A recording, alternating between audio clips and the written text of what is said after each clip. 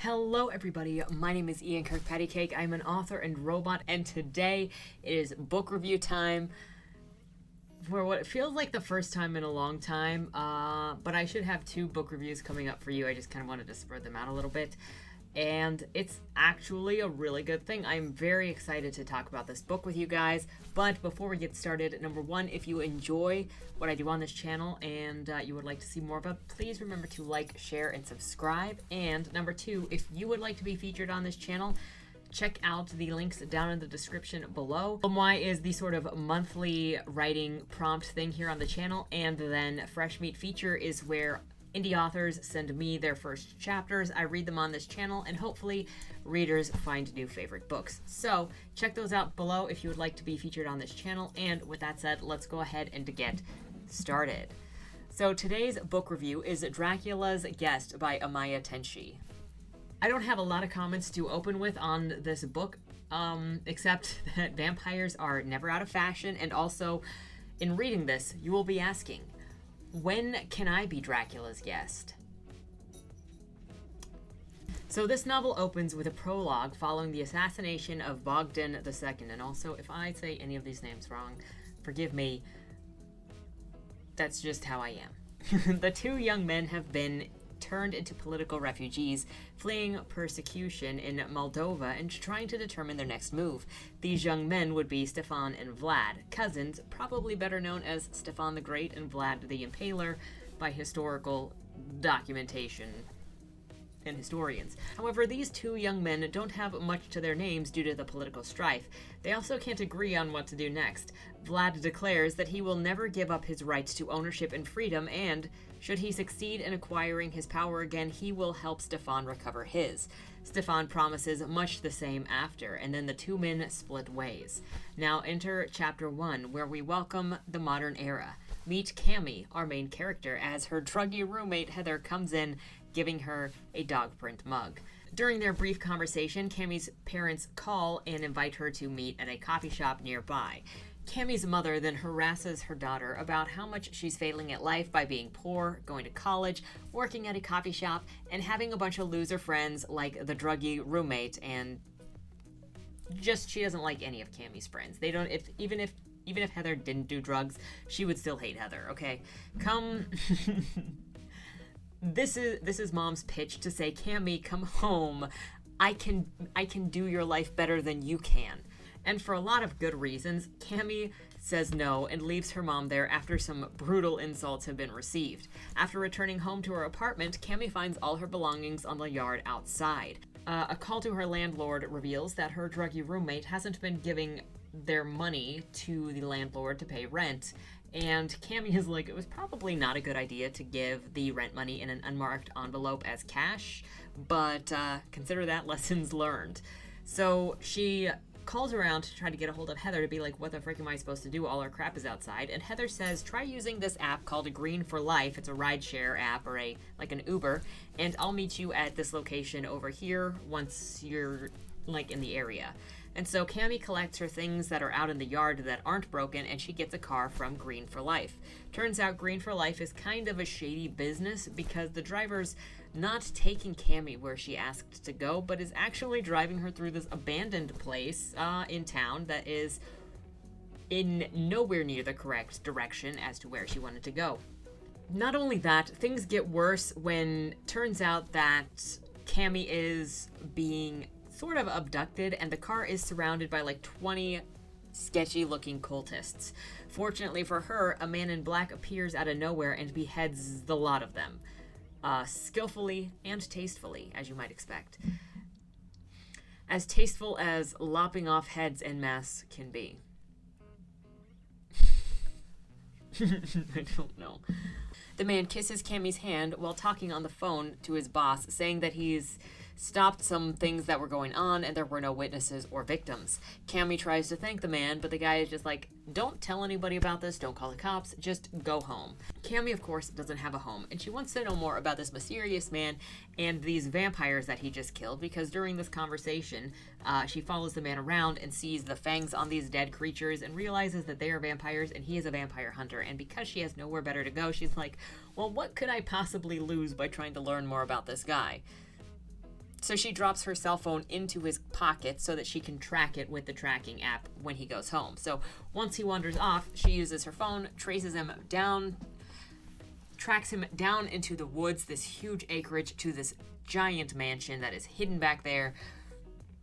Because after what she saw at that car, she was sure that nothing bad could happen to her by chasing a guy down who just basically killed 20 people. Even if they were vampires, maybe they weren't vampires, maybe it was a delusion, but what has she got to lose? She doesn't have a house anymore, and she certainly doesn't want to go home. The man in black is, of course, suspicious when Cammy shows up at his house and doesn't like trespassers. But a little conversing with his friend on a phone, and he learns that phone tracking is actually a thing, and then he finds out that Cammy is completely ignorant and not at all somebody that he needs to be suspicious of. So, yeah. Man in Black is also not that great with technology. He kind of has like a Nokia brick phone, and that's the extent of his technology knowledge. He also can't use touch screens because his fingers are too cold. You know why? He introduces himself as Vladislav Dracula. That is, Dracula.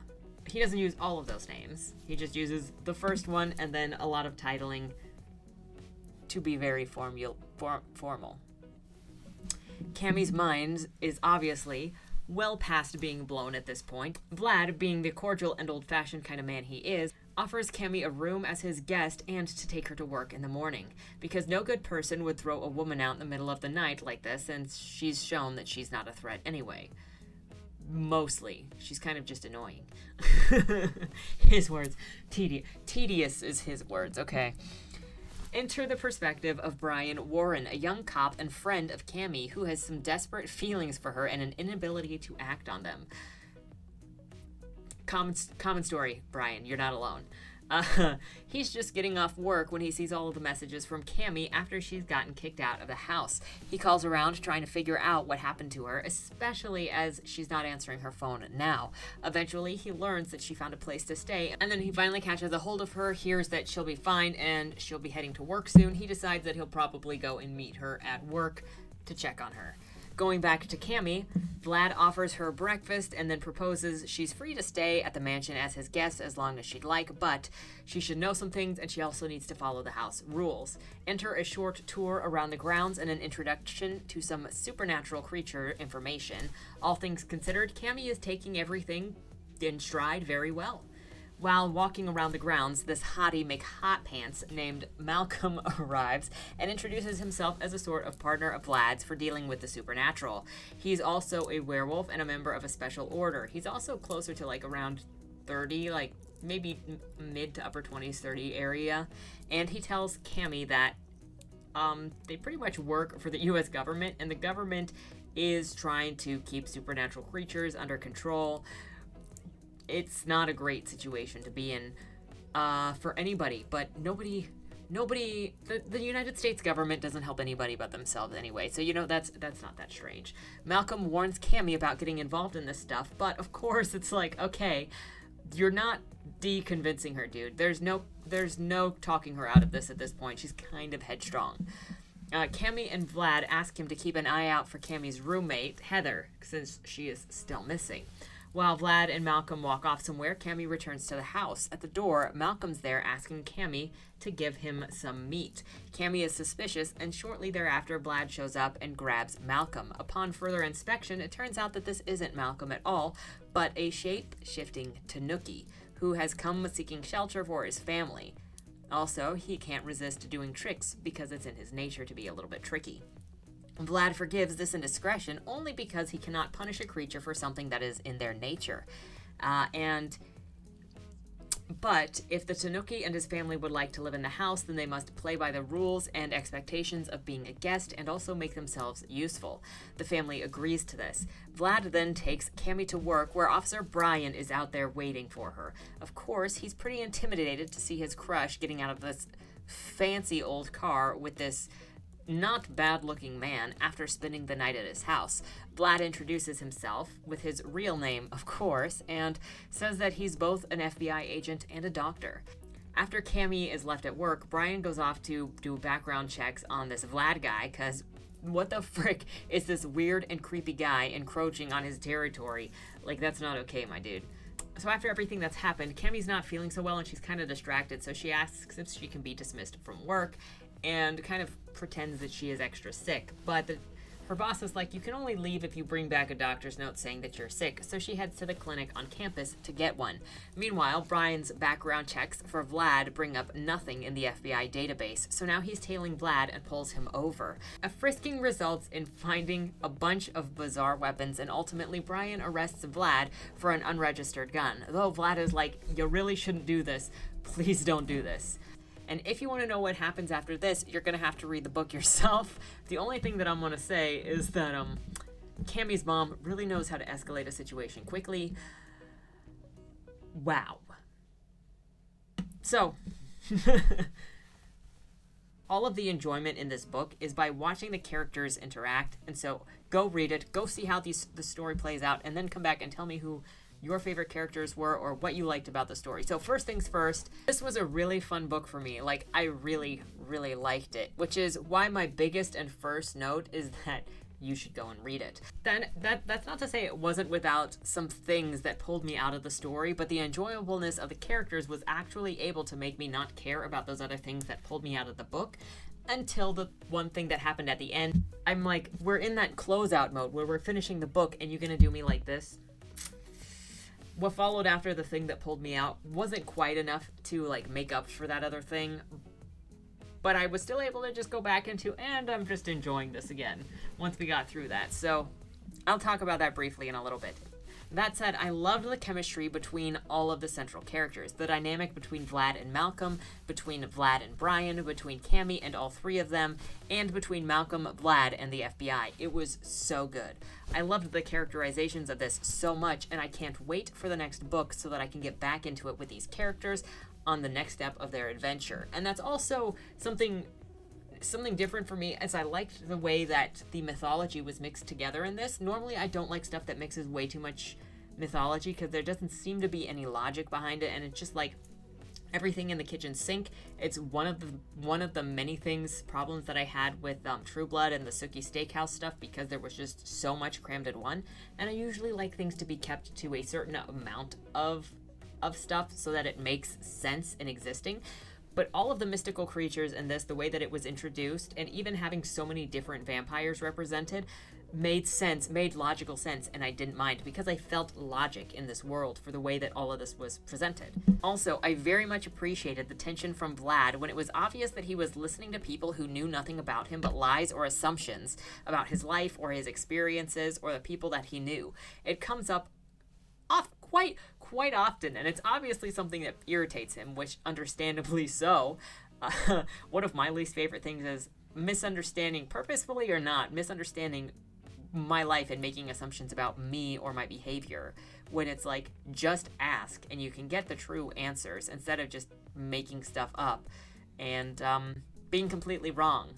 And usually kind of malicious when you do it, so I get you, Vlad. Malcolm has this going on as well, where he gets a lot of attention for very specific things. Both men build their lines really well for who they are as a person, their personalities, their expectations, and those things you really don't want to cross, which makes their characters very rich. The restraint, patience, and chivalry of these two characters especially really shines through. And Vlad's preference for the way that he does hospitality. If I had to pick a favorite between Malcolm and Vlad, I don't know if I really could, because I like them both for very different reasons, but you definitely want to probably date Malcolm, not Vlad, if we're going in that direction. Overall, the pacing of this novel was great. When characters interacted, you got pulled in along with it, and you just wanted to follow these moments along with them. The beginning of the novel starts out with a lot of movement. Chapter 1 is super promising. But then there were a couple of spots that really tripped me up with pacing, and those were some of the areas that pulled me out of the book. I did read the opening 3 chapters of this book twice for a couple of different reasons, and while the second read went smoother, it still felt like chapters 2 and 3 slowed down a lot to provide some slice of life moments combined with a decent amount of exposition and some side mystical creature introductions like the Tanuki and the Satyrs, and they walk around the campus, the mansion area, but it felt like it went on a little long when it could have been broken up a little bit more and introduced some of that other stuff in various places. I'm not even sure I really understand why the Tanuki needed to be introduced at that moment, because even her picking up the Tanuki's baby later from the FBI guy really didn't shift the story, so I'm not sure that was even necessary, or that she couldn't have just met that baby then and then brought it back to Dracula's place, knowing that his place was a sanctuary anyway. There was also a bit of repeating why Cammy was at Vlad's house a couple of times that could have been probably cut down, or at least, what's the word I want? Streamlined for when it was repeated. And then there were 2 POV switches that really just did not need to exist, in my opinion. One of them was the 1 to 2 page switch to Vlad's POV that came specifically to tell the reader why he was keeping Cammy around, and this came in one of the earlier chapters. It literally was just him saying, I'm keeping her around because she knows technology in a way that I don't, and that comes out later anyway, so we really didn't need this perspective. If it just had him mysteriously leaving us with why is she still here until that very end when he would justify it out loud to the readers, that could have worked fine. He do what he do. That's just it. That's just how it is. The other distraction was the villain's monologue section. Again, this POV didn't come off as having much of a purpose beyond explaining things straight up to the reader when it really wasn't necessary, or the information we needed would come out another way later. And I didn't feel the need to really understand why Colston was doing the things he was, or why he was going to get away, or how he was going to try to get away. We'd figure that out later when he has Cammy in the house. And this section actually reminded me a lot of the main villain from New Tokyo that showed up at 56% of the way through. This showed up very close to that too, by the way, kind of funny. And all he did was have the main character, Jacob, tied to a medical bed to monologue at him literally for an entire chapter, just to explain everything that should have come out in the plot, but didn't. And this did the same thing, but instead of having the main character tied down and then explaining everything to them in a way that would end up with your plans crashed, he explained it straight to the reader by breaking the fourth wall and thinking about it and explaining it to the reader that way. Probably also why I didn't like it. When you're breaking the fourth wall specifically to explain things to the reader, and it's not like the characters either made a habit of this already or they're explaining it to themselves in their head, it takes me out of the story. The other major part that halted me at the end that made me go, oh, okay, now I'm reminded of something that I didn't like, and I can't give this as high of a rating as I would have, was in chapter 13 at Cammy's birthday party. The scene basically introduced 3 to 5 new characters that hadn't previously been mentioned or had barely been referenced earlier, giving them too much focus for the end of a novel. It feels like this scene is dragging by bringing in all of this new stuff and these relationships that we should have maybe gotten earlier, like when, say, Lindsay was first referenced and set up, like if Lindsay was a coworker or Cammy's boss. I can't remember where she was mentioned, but if she was mentioned back in the coffee shop, then all of the reference to Lindsay's appearances that are introduced in chapter 13 could have been mentioned back in the initial chapters at the Mindful Being. And then just saying, and Lindsay was at the birthday party would have been enough. The same thing with the 2 guys that were from her campus, that were from her classes. When she went to campus, whether it was when she was going to Heather's or go find Heather, or when she was going to the clinic, she could have run into these guys. They could have been basically introduced and then brought in that final chapter with less of an introduction, and it wouldn't have felt so slow. Then it goes from dragging to a cluster mess when Cammy's mom comes in and everything just goes wild. So this scene really just came off as disruptive, abrupt, and bizarre for me. I will be interested to see what parts of this actually have anything to do with the next book, but I'm not entirely sure that it was necessary as it is, or at least that all of the parts were necessary to finish off telling this story. This was the falling action. And then following the birthday party, there was another scene between FBI and Vlad that was delightful. So we had some recovery, but this birthday scene was just super long. And I did like the interactions between Brian and Vlad at the birthday scene. But it was just like all of the extra characters were so bizarre. And then also Cammy's mom kind of showing up also felt bizarre. I think there was some other way that whatever was accomplished there could have been accomplished, even in the same scene.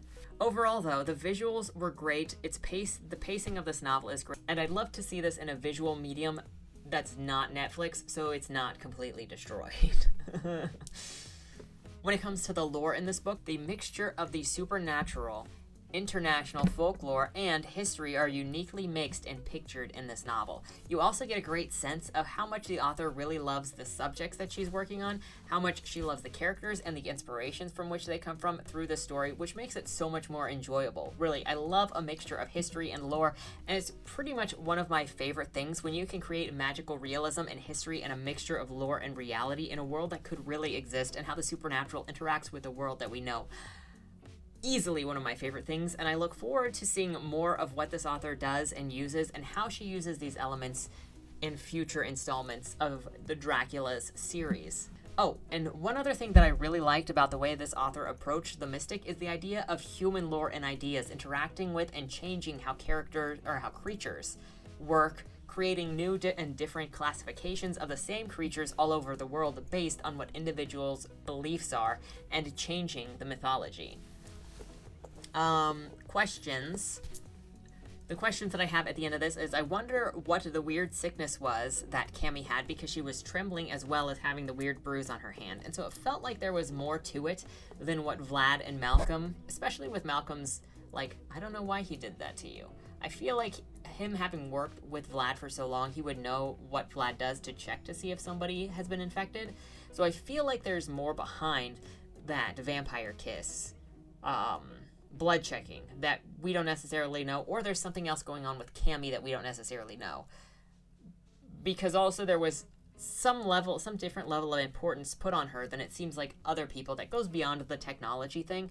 So I guess we'll see how that works. Or maybe I'm just overreading into things, because sometimes I do that to try to justify, okay, this feels like a standout, but maybe it's just the author playing with a trope. In closing, I was super excited to talk about this book, and I hope that you're going to read it. I enjoyed it a lot, and the characterizations are the greatest parts. If not for the areas that I just mentioned, this would be up there with one of my favorite books, probably. I really liked the characters and relationships. I clearly can't say that enough. And I'm looking forward to the next book so I can jump into it with them all again. Vlad and Malcolm are both charming in their own ways, and neither of them are perfect, and probably never going to be perfect. But, Vlad has killed a bunch of people at this point. So, he just comes as he comes, and he's going to do what he do, and we're just going to see what that is. I also very much love the image of Malcolm coming back in with the axe covered in blood after defending the house. And Cammy. Both of these guys show strength and patience in different ways, but those and their obvious personal codes are what make them both so likable and enjoyable for their own reasons. While there are many great lines in this novel and many great exchanges and deep exchanges and things that just will cut you, I did want to leave you with this one, which is not a serious one, but it is fun. And it's from near the end of the novel. At last, she offered her hand and he kissed it again. The move wasn't lost on Colston. A guest. Really? He said. Indeed, Dracula said. If you weren't an uneducated, culturally illiterate churl, you'd understand what that means. And with that, you'll be wondering when you can be Dracula's guest too. He knows how to treat him. So that is my review of Dracula's Guest by Amaya Tenshi. Hope you will check it out for yourself, and let's have a conversation. With all that said, thank you so much for watching. Hope you have a great weekend and don't die. Was that Wayland Cross in the trunk? Do you know, or is that something that's still being figured out? The person in the trunk was not Wayland Cross. Is he in trouble? We don't know who did it, but as the owner of the car, the longer he's missing, the worse it looks for him. Cross isn't a killer.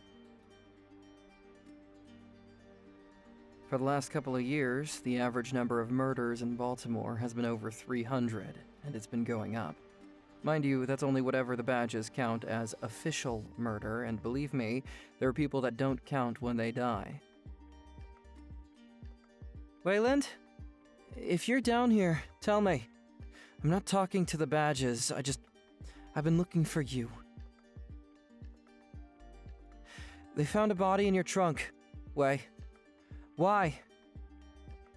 Did you do that? To the left. Plain black letters read along the wall. You walked in the corridor. Once that ends, You chose the dark is on the right. My vision goes blurry, flickers black and black and black for longer intervals until I can't see anything at all. I'm not screaming anymore, but my voice echoes back to me. Where the hell am I? You're dead, Josephine. Even smart people do stupid shit sometimes, right?